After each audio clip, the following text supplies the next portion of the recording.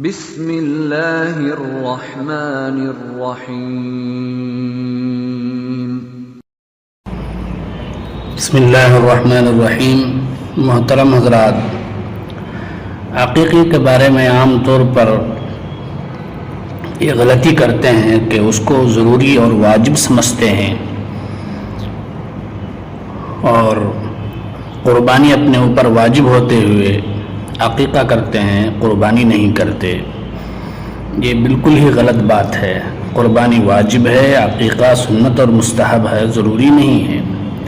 لہذا جن لوگوں پر قربانی واجب ہے انہیں چاہیے کہ سب سے پہلے قربانی ادا کریں، پھر اگر طاقت ہو، وسعت ہو، قدرت ہو تو عقیقہ کریں، ورنہ کوئی ضروری نہیں ہے۔ عقیقے میں بہتر یہ ہے کہ لڑکی کی طرف سے 2 جانور ذبح کرے یا گائے میں 2 حصہ لے اور لڑکی کی طرف سے 1 جانور ذبح کرے اور بڑے جانور میں 1 حصہ لے۔ یہ بھی بہتر ہے، کوئی ضروری نہیں ہے۔ اگر کسی کو طاقت نہیں ہے، صرف 1 جانور ہی دے سکتا ہے یا گائے میں صرف 1 حصہ ہی لے سکتا ہے، تو اس صورت میں 1 جانور بھی دینا جائز ہے لڑکے کی طرف سے، اور گائے میں 1 حصہ لینا بھی جائز۔ اگر کوئی شخص 2 بکرا ذبح کرنے کی وسعت رکھتا ہے، عقیقہ کرنے کی وسعت رکھتا ہے، تو یہ بھی ضروری نہیں ہے کہ ساتھ ہی دونوں بکرے کرے۔ اس ہفتہ 1 بکرا ذبح کر دے، آئندہ ہفتہ اور 1 بکرا ذبح کرے، تو یہ بھی جائز۔ جیسا کہ میں نے کہا کہ قربانی کے دنوں میں بڑے جانوروں کے اندر بھی عقیقے کا حصہ لگانا درست ہے۔ بہتر یہ ہے کہ لڑکے کی طرف سے 2 حصہ لگائیں اور لڑکی کی طرف سے 1 حصہ لگائیں۔ اگر طاقت نہ ہو تو لڑکے کی طرف سے 1 حصہ بھی لگا سکتے ہیں۔ قربانی کے دن گزرنے کے بعد بڑے جانور میں حصہ لینا جائز ہے کہ نہیں؟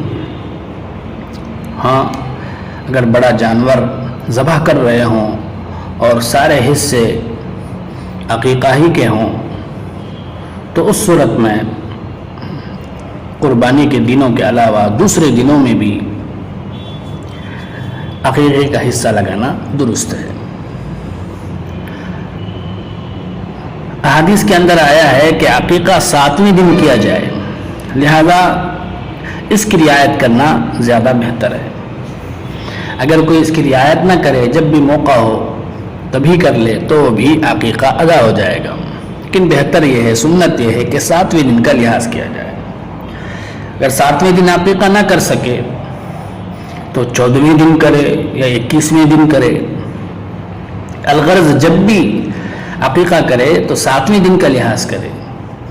اس کے لحاظ کرنے کا آسان طریقہ یہ ہے کہ جس دن بچہ پیدا ہوا ہو اس سے 1 دن پہلے عقیقہ کر دے، یعنی مثلا جمعے کے دن بچہ پیدا ہوا ہو تو جمعرات کے دن کر دے، پیر کے دن بچہ پیدا ہوا ہو تو اتوار کے دن کر دے۔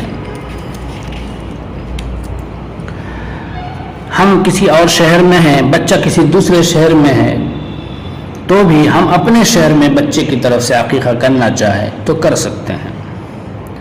اسی طرح بچپن میں ہماری طرف سے عقیقہ نہ ہوا تھا، ہم اب عقیقہ کرنا چاہتے ہیں تو بھی کر سکتے ہیں، کوئی حرج نہیں ہے۔ انشاءاللہ عقیقے کا ثواب حاصل ہو جائے گا۔ لیکن بڑی عمر میں عقیقہ کرنے کے وقت بالوں کا منڈوانا کوئی ضروری نہیں ہے، حتیٰ کہ اگر بڑی لڑکی ہے تو اس کے بال کا مونڈنا تو بالکل ہی جائز نہیں ہے۔ اور اسی طرح لوگ بال کے مونڈنے کو بھی عقیقے کے ساتھ لازم سمجھتے ہیں، مونڈیں تبھی عقیقہ صحیح ہوگا ورنہ عقیقہ صحیح نہیں ہوگا۔ ایسی بات نہیں ہے، بہتر یہ ہے کہ 7ویں دن ہی عقیقے کے دن بال بھی مونڈ دیے جائیں۔ لیکن اگر کسی عذر کی وجہ سے نہ مونڈ سکیں تو بھی کوئی حرج نہیں ہے، بعد میں بھی مونڈ سکتے ہیں، یا 7ویں دن سے پہلے بھی اگر بال نکلوانے کی ضرورت پڑ جائے تو بال نکلوا سکتے ہیں۔ اگر کوئی بچہ مر جائے تو بعض لوگ اس کی طرف سے بھی عقیقہ کر دیتے ہیں، حالانکہ مرے ہوئے بچے کی طرف سے عقیقہ کرنے کا حکم شریعت میں نہیں ہے۔ عقیقے کا جانور بالکل اسی طرح ہونا چاہیے جیسے کہ قربانی کا جانور ہوتا ہے، لہٰذا اگر بکرا یا بکری ذبح کر رہے ہوں عقیقہ میں تو اس کے 1 سال کا ہونا ضروری ہے۔ ہاں البتہ دمبا اتنا موٹا تازہ ہے کہ وہ 1 سال کا لگتا ہے، 6 مہینے کا ہوتے ہوئے 1 سال کا لگتا ہے، تو پھر وہ دمبا بھی درست ہے۔ گائے میں حصہ لے رہے ہوں تو گائے کا مکمل 2 سال کا ہونا ضروری ہے۔